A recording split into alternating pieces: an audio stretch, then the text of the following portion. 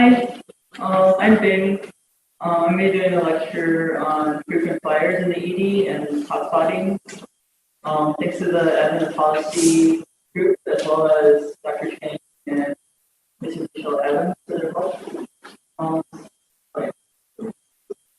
Okay. So, how does one become a member of the exclusive frequent flyer club in the ED, or get the label of ED super user? It's a very exclusive club. There's a few criteria that most studies and most places identify as use as criteria to identify a patient as a frequent user. Most studies use the cutoff of 4 or more visits a year, or 3 in the past 3 months. Even though it feels like we see these types of patients very frequently in the emergency room, it's important to remember that they're actually a very small percentage of the total emergency room patient population. For example, about 4% of 4% of the total, or 4% of total ED patients are actually responsible for almost 30% of total visits. So it feels like you see a lot of patients that are frequent users or frequent visitors, but they actually represent a very small percentage of the total patient population. So if you ask a layperson in our society what they think a patient that frequently visits the ED, maybe too frequently visits the ED might look like, most often people would say that maybe someone that's not insured, probably someone from a minority group, or someone that doesn't have any access to primary care. But actually, there's multiple different research studies that look at data from different hospital systems. And in a majority of those, the most frequent users of the emergency room actually do have insurance. Majority are Caucasian, and majority have many chronic medical conditions that actually predispose them to having more emergency complaints and more reasons to be admitted to the hospital. So for the most part, many of these visits are actually appropriate for the emergency room. For example, only about 10% of frequent users visits are actually for clearly non-emergent conditions that could have been better served in a clinic setting.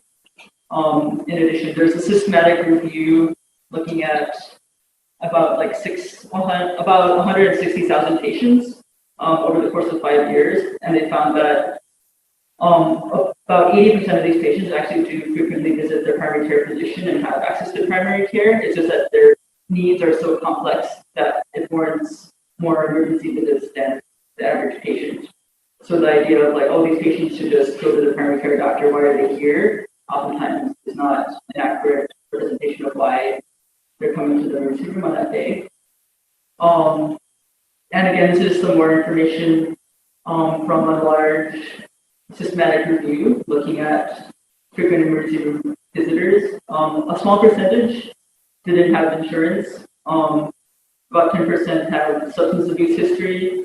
Only about 15% didn't have access to a primary care provider.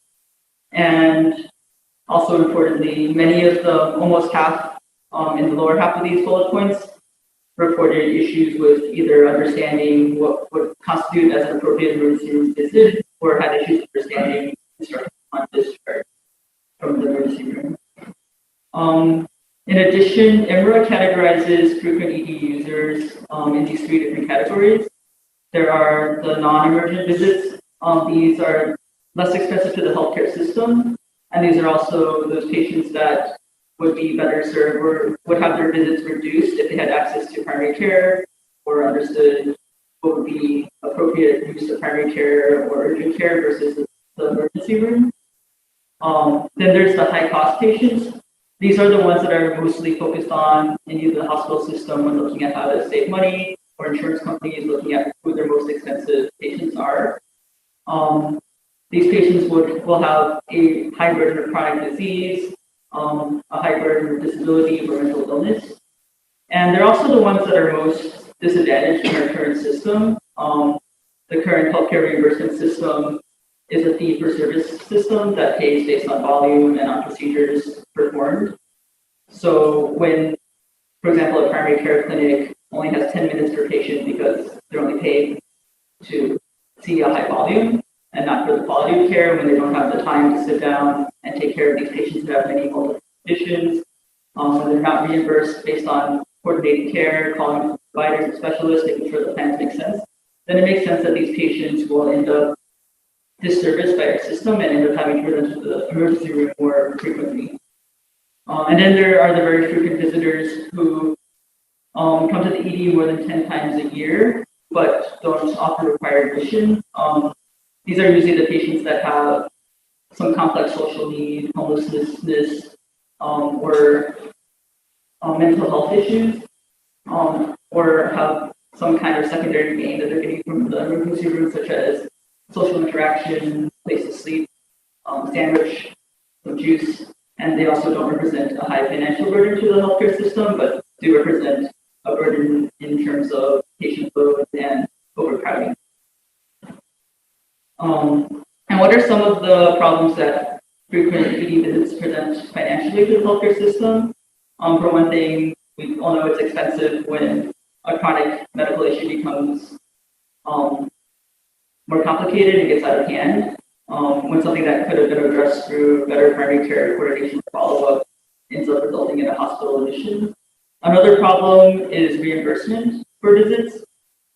For example, we have the prudent layperson standard, which states that reimbursement for an ED visit should be based off of the chief complaint. For example, a patient that comes in with chest pain and ends up being diagnosed with gastric reflux. That visit should be reimbursed based on that chief complaint, because at the time of the visit, in the beginning, the patient doesn't know if they're having a heart attack and they should be coming to the ED, or if it's just a little bit of GERD. However, there are insurance companies that are making the assumption that if a patient is visiting the ED frequently, then they must not be visiting for appropriate reasons, and want to change the policy so that they can reimburse based on the final diagnosis. And then, even though I've been saying that the emergency room is an appropriate setting for many frequent users, another problem with patients that visit the ED frequently rather than getting their care elsewhere is that they often get suboptimal care for chronic conditions, receive over-testing, and don't ultimately get the solution that they need for their problem. This on the slide is an example taken from an insurance company that did some data analysis to find out where the most expensive patients were and why patients were visiting the ED as frequently as they were. So, for example, this is a young patient who had multiple ED visits for chronic migraines. Because she was getting most of her care in the emergency room rather than through a consistent primary care physician, the cost ended up being almost $60,000 when it could have been $3,000 over the course of a year. The problem they identified was that she didn't have any consistent source of primary care that could try out different medications systematically for her problem. Instead, she'd go to the ED, they would do some imaging if it seemed warranted, treat her acute pain, discharge her, refill her metformin, which clearly wasn't working. And nobody was able to see her systematically and change her migraine medication to see what finally worked for her. And then, of course, there's the adverse impacts that we see at work, longer wait times, increased left about being seen. Like we just talked about, the suboptimal and fragmented care that these patients receive when they should be receiving more coordinated, systematic care with a provider that knows them well. And also the risk of over-treatment and over-testing. So how can we make this better? What can we do? Don't recommend doing this. But there are pioneers that we can learn from. This is Dr. Jeffrey Brenner. His journey is described in a very famous New Yorker article by the famous Ethel Gawand, probably saying his name wrong.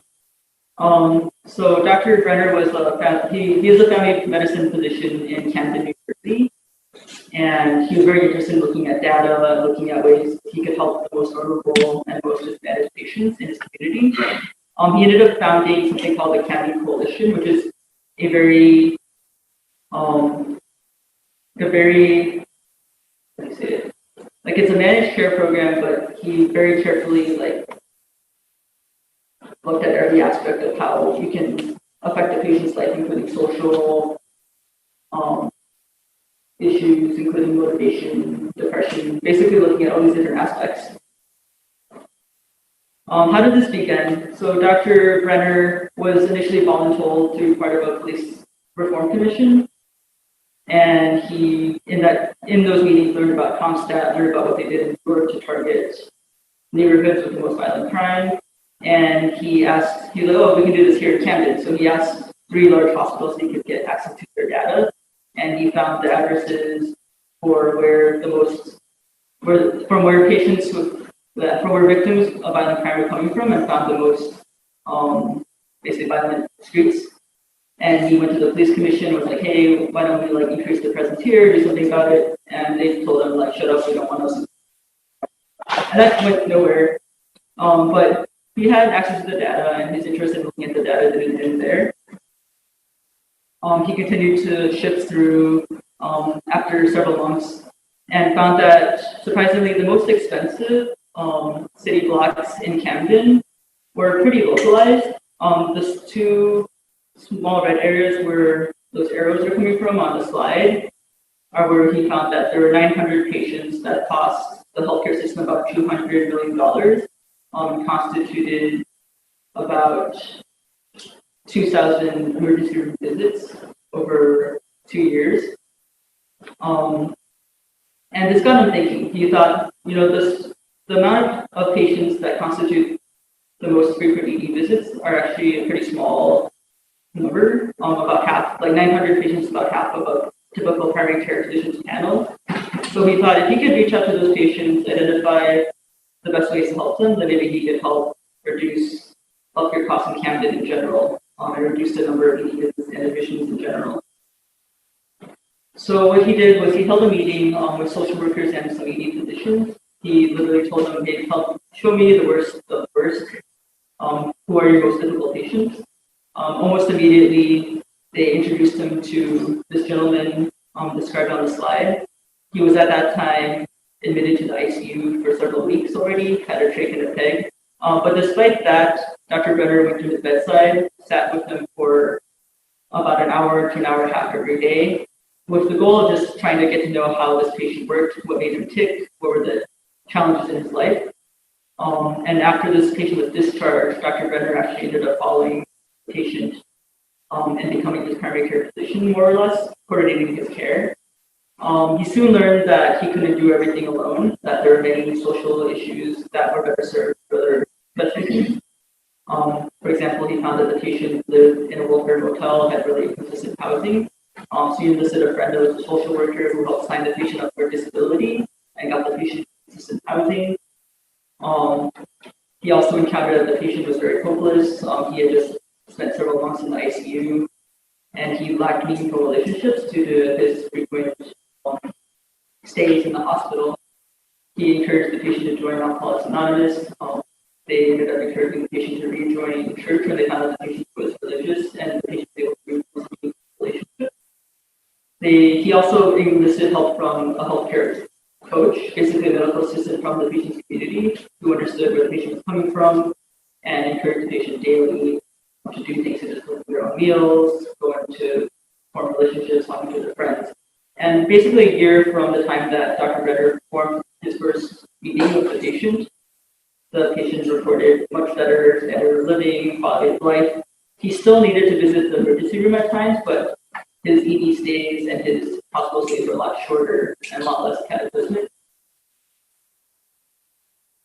So after this success story, Dr. Brenner was getting more and more referrals for similar patients. So soon he had a dozen patients on his panel, but with basically no funding. Because of the limited funding, they resorted to phone calls and home visits so they couldn't afford rent for an office. And sometimes the home visits actually gave them more insight into where the patient was coming from. For example, there was one patient on the panel who was a diabetic with some developmental delay. The state had determined that the patient had capacity and could take care of himself. But every time the patient would come for his visit, he would say, hey, I have been taking my insulin, but his sugars were still really terrible. He's on the brink of renal failure and blindness. However, via their home visits, the medical assistant the healthcare coach, figured out that he actually lived in very terrible conditions. His syringes were full, he wasn't taking them. So through getting to know these patients and their lives firsthand, they were able to get him into a nursing home, get him on his medications, and they were able to actually avert dialysis this patient as well. So what's the next step when you're trying to see if something is helping, or is it just anecdotal evidence? Obviously, a randomized controlled trial. So Dr. Brenner actually helped to organize the methods for this randomized controlled trial in Camden, New Jersey. The intervention was either usual discharge care after hospital admission for patients that were determined to be frequent users versus enrollment in Dr. Brenner's Camden core model. The primary outcome was readmission within 180 days, and there were also several secondary outcomes. This is some more information about the eligibility and the exclusion criteria. In total, they got 800 patients enrolled, about 100 in branch, and this was done over 4 years in Camden. And this is some of the data. So towards the right side, the negative one is the quarter prior to the intervention, and then 1 and 2 are afterwards, and this is the number of admissions. So there is a reduction after the intervention, but there isn't any real significant, statistically significant change between the control and the treatment groups, as you can see here, to the confidence interval. So reasons for there not being much of a significant difference between the usual care and the treatment group could include that they actually didn't have a method of measuring the usual care. Perhaps usual care was pretty equivalent to Dr. Brenner's model. They also weren't powered to determine any, to determine if there were smaller, meaningful improvements in the patient's lives. And they also didn't have a way to measure increased patient satisfaction or other increases in the patient quality of life. Another thing is that it's complicated. Even if a patient is receiving better care and better care coordination, they will still run into problems that will require ED visits and hospital admissions. And there will be times when they will simply need emergency care and will need to be hospitalized. So the Camden core trial that I just talked about is by far not the only attempt to reduce ED visits and healthcare costs in the hospital system. There are many trials such as that. These are just a few examples. In the University of Maryland, they actually worked with an insurance company to change some of their payment systems and patient education, as well as care coordination, and they were able to reduce ED visits and hospital stays for patients. One of the things they did was they increased the copay for ED visits to $200, but decreased the urgent care visits to $80. But at the same time, they also gave education on all the enrollees regarding what would be an appropriate use of each department. They also gave an online care coordination platform that all the patients had to sign up for so that they could coordinate between the different specialists and make it to their appointments. The Kaiser Permanente model was more of a financial restructuring. They merged the financial branches of the physician, the insurance branch, and the facility branch, so that these branches wouldn't be at odds with each other, but rather work together to offset costs and increase savings. They actually boasted a 40% lower ED use rate compared to the country and about 2% lower admission rate compared to the rest.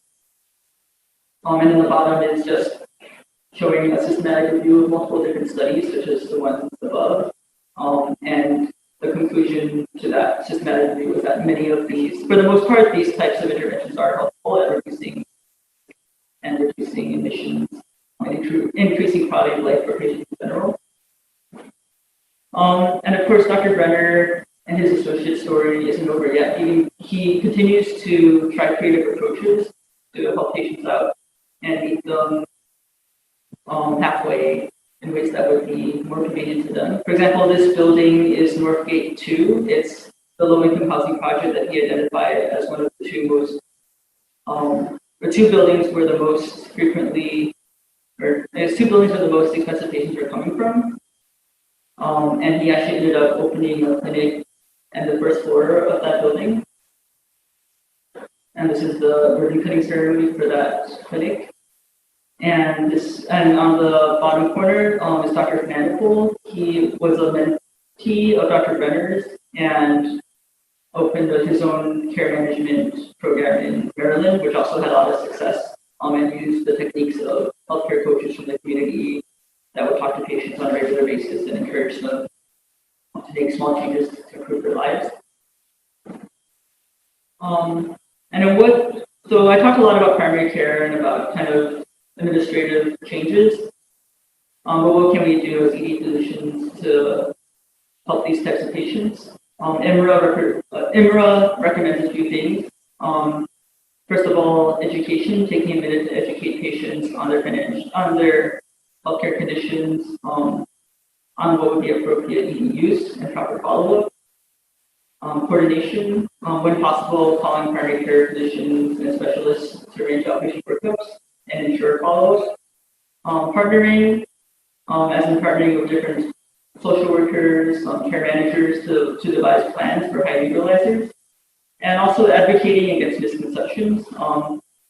This means educating our political representatives, talking to them about what programs are actually successful and what misconceptions and assumptions are actually harmful to patients, such as assuming that patients are always visiting the ED for inappropriate reasons. For example, there were policies that were attempted which basically made ED visits more expensive overall without the education aspect, and this resulted in patients not getting to the hospital on time and ended up requiring longer admissions and more cost overall. And then what are some things that we have available here at Kings County and UHB? Of course, we have the care management referral consults. We usually do this for new diabetics, people that need some kind of phone call follow-up, but we can also refer patients that we think are utilizing the ED too often that might need a phone call to check up on them, make sure they make it to their appointments. I reached out to Michelle Adams and Nancy Barnacle. Michelle Adams said that we can contact her with any questions. There are programs that are in place to reduce readmission rates, but there's nothing currently yet to specifically target high utilizers. And then reached out to Dr. Channing regarding data at Kings County to see who are the most frequent users in our hospital system, but I couldn't get the link to work, so I just copied it based on the slide instead of actually putting in information.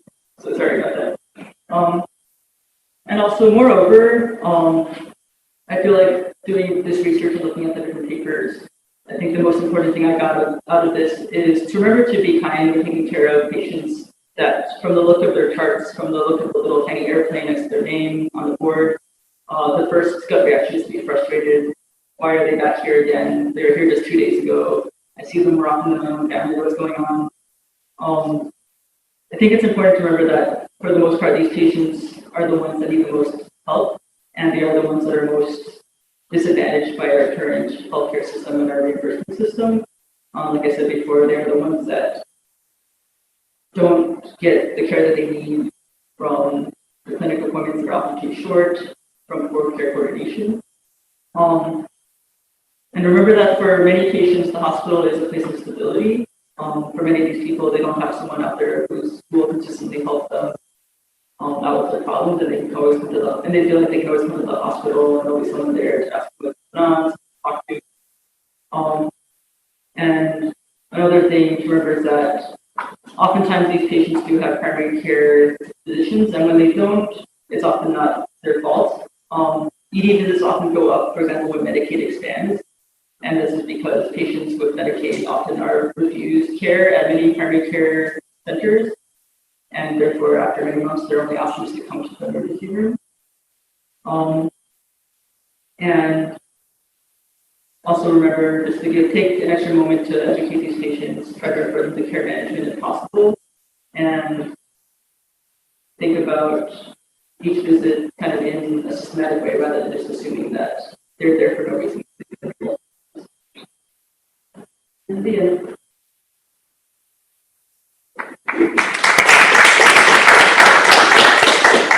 Any questions? Yeah, Dr. G. glad you gave that, especially I like your last slide, Make America Kind Again. I think sometimes it gets cynical about these patients. Yeah, they have problems, and yeah, they can be sometimes pain in the neck, but they are sick. For example, the sickle cell, they have a bad disease. I particularly don't like seeing that little airplane. I think it's cynical. I mean, writing maybe, comes often or something else, but I remember the first time I saw it, my gut reaction was, all the sickle cell patients have it just bothered me that they put a little airplane next to them. I thought it demeaned them a little bit. But I know it's important to recognize them to make sure they get the help they need. But I think you have to be kind to them. And I'm glad you put that up, and I'm glad you gave this lecture. Thank you. Yeah, I thought that slide with your statistics, like in the beginning, like the higher percentages where people like weren't educated on discharge instructions or didn't have like knowledge of when they're supposed to follow up, when they're supposed to come back, is like a really good point because like we all do our discharges. I think it's really important to hone in like these are the things that not only for medical legal purposes, but also the patient doesn't know as much as we do. So like telling them like this is when you need to come back here and this is why you need to follow up with your primary, this is why you need to go to this referral. It's like kind of helps them give insight on their resources as well. So I thought that was a I was surprised at that as well. That's like 50% don't understand. yeah, their discharge. Yeah. Any other questions? So kind of like synthesizing this, since you kind of did the angle of the evidence policy perspective, can you start thinking of like changes you'd make? Like if someone comes to the ER more than 2 times a week, okay, it's an automatic care management consult. Like 3 times in a month, okay, it's an automatic visit. Like if you think of like changes like that, they think really benefit for our patient. I think that would be a great benefit. Our ER intervention is very limited. It's Yeah. if that's troponin negative, go home, make a phone call, and see if they can see you in the next 2 months. Yeah, I agree, especially with like how hard it is to get outpatient appointments. Like I came here late because I was trying to get appointments for somebody. I was just starting from odd. And then I also feel like a lot of times patients come to the ED and they feel like many people come in asking for a full checkup, and I feel like there's probably many people that leave thinking of, oh, I got a full checkup, I'm done, I'm fine, even though it's not the case. So I try to say like, hey, like you're not finished. There's things that we can't do that are really important that you need to try to do. It will take a few months to get the appointment. So I think that would definitely be something that's very helpful. I think we should have a very low threshold for case management. Even a second visit a month, they can get involved. But they've been very proactive. And I think just being aware of it and then having that extra conversation, maybe digging a little deeper into why they're coming back. Maybe it's that they don't understand. And it's very difficult for the patient to admit that position. They didn't realize something. So they may come in and you don't even realize. It's a great idea. I'm not sure their division brings ready to handle that kind of volume. I think that'd be interesting. If they percentage, they need resources, like could they offer that mention? I feel that we still underutilize them. Yeah. I mean, I've been using case management a lot more recently. Care management kind of fell off during COVID and they're back now. So they've helped me with a number of cases, phone checkups and phone calls, patient stuff, break it out. It's tough overnight. I think that's our biggest barrier because a lot of these services are not there. But even some of our case managers have taken it under their own purview to look at some of our patients who are coming back regularly, having housing issues, other things, and they're foreseeing issues that are going to develop down the road right now. So I think until we stress it completely, we should be probably during our faculty retreat, we were talking about, and one of the groups I was in, that we're not really sure of all of our resources probably that are available in the hospital systems. There's probably a lot more for insecurity and housing that we probably don't even know about. And I thought it would be a good idea to try and get social work to come and just get to talk about it. What do we have available to us to refer to? But I think the first thing is we should just remember case management is there, especially during the day. And any case that just have a low threshold, they say, hey, there's nothing we can do, right? Then there's nothing we can do. Sometimes I'll speak to the residents, they'll get burnt out as individual, like social workers. Yeah. Maybe our